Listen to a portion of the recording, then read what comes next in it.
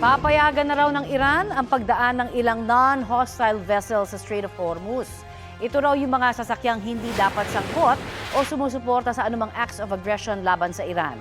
Ayon sa Ministry of Foreign Affairs ng Iran, dapat makipag-ugnayan muna ang mga barko sa Iranian authorities bago sila dumaan sa Strait of Hormuz.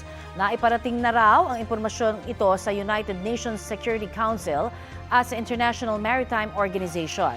Kasunod ng pag-atake ng Amerika at Israel, isinara noon ng Iran ang Strait of Hormuz kung saan dumaraan ang 20% ng oil at liquefied natural gas supply sa buong mundo. Samantala, hulikam sa Tyre, Lebanon, ang pagbagsak ng airstrike mula sa Israel.